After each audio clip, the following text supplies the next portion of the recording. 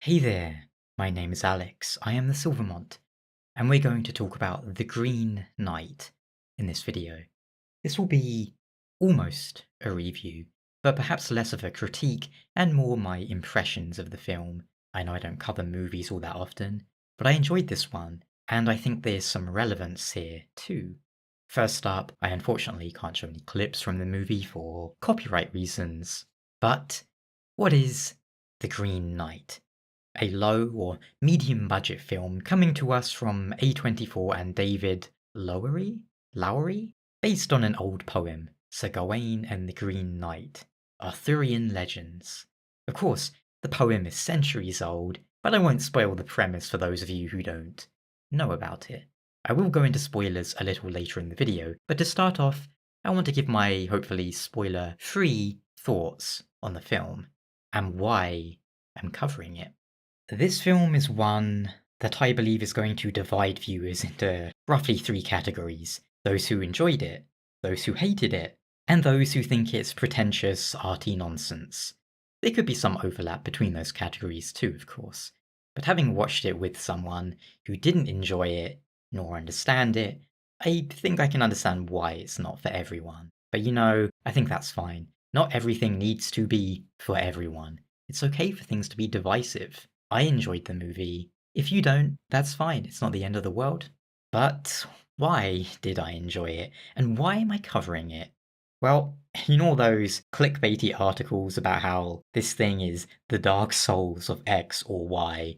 Well, there are some comparisons to be drawn between Dark Souls and the Green Knight. I know you're probably groaning upon hearing that, but remember this channel's audience primarily came from people who were interested in Dark Souls, so I'm not just making the comparison for its own sake, but I genuinely believe that if you enjoy the storytelling, visuals and atmosphere from Dark Souls, you might get a kick out of this movie.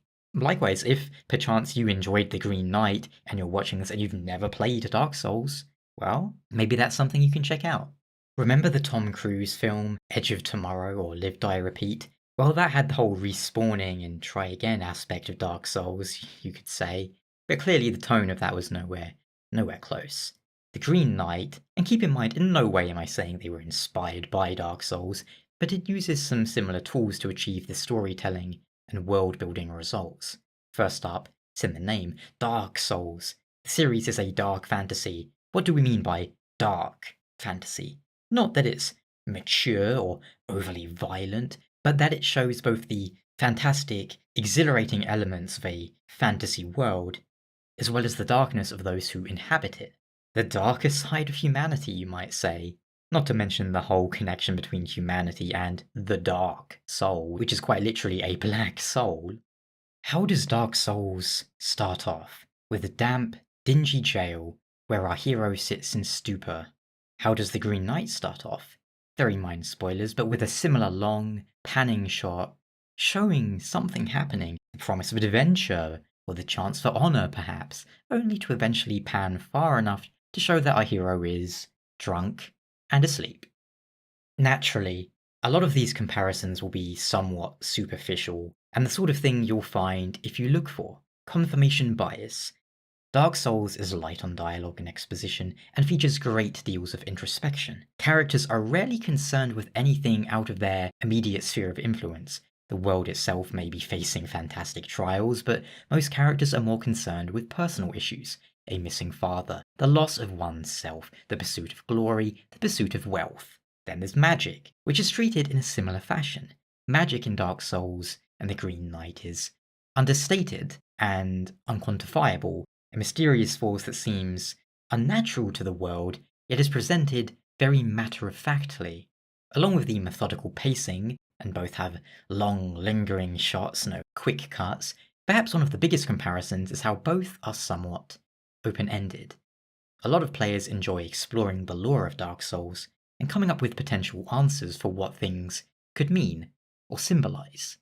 This itself stems from game director Miyazaki reading Western fantasy when he was young, and not understanding all of it, filling in the blanks by himself.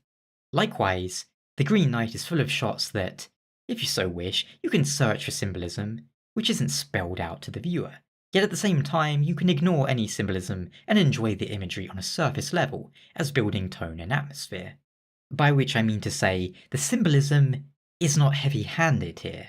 Like a dream, you can admire it, or seek to understand it. But as with dreams, an apple could represent original sin, hunger, desire, or sometimes it's just an apple. We're going to start with spoilers now, with the premise of the film and then what I thought about it. So if you want to know if I can say, is it worth a watch? Yes, but it's definitely not a movie for everyone. Now then, the basic plot, as mentioned, is inspired by an old poem wherein a knight shows up at King Arthur's court, Christmas time, and, in effect, remarks that if someone challenges him to a game, they can take a swing at him, but it must be repaid 1 year hence. If you cut him, he'll cut you. Our hero, Gawain, takes up the challenge, for he wishes to become a knight of renown, with his own adventure, his own legends to speak of. And instead of giving the Green Knight a nick or a light cut, he decapitates him, only for the knight to raise his severed head and announce, okay, see you in a year, which leaves our character in a bit of a pickle. He agreed to the challenge, but now fulfilling it would mean letting the Green Knight surely lop off his head. The basis of the movie is as such. What is honour? What is chivalry? Gawain thirsts for fame to leapfrog his way into becoming a knight of legend like the other Knights of the Round Table. But what is it that makes a knight famous? These are things he has to discover on his quest. Setting out a year later, he ventures north, and along the way experiences a colourful, enigmatic, yet small cast of characters on his adventure. At the end of his journey, he finds the knight, waiting as promised. After flinching, eventually he understands what is the chivalric thing to do, and bends his neck for the axe. If we're talking about symbolism, we'd be here for hours though. Take the scene where Gawain encounters some giants in a valley, towering, mostly female figures. Does this represent his asking of figuratively towering legends and giants to grant him his honours? The easy path to fame and fortune? Or do they represent his relationship with women throughout the film, all of whom easily dominate or control his life and actions, influencing him? That's the thing. It's up to you. Maybe it's the former, maybe it's the latter. Could be something else entirely. Or maybe they are just giants and he really wanted them to carry him to expedite his quest. The movie lets you interpret it any way you will. Likewise with the ending, which is abrupt, and the sort of ending that sticks with you, having you think about it later on, mulling it over. That's the difference between, say, The Green Knight and Black Widow. One is loud noise, immediately forgotten, the other sticks with you and has you contemplating it long after. As for the ending, of course, it's open. But I believe that, following the original poem, the Green Knight does not kill Gawain, but nicks him once he has learned his lesson, and would reveal himself to be the Nameless Lord. And then Gawain would return home, humbled, but a better man for it.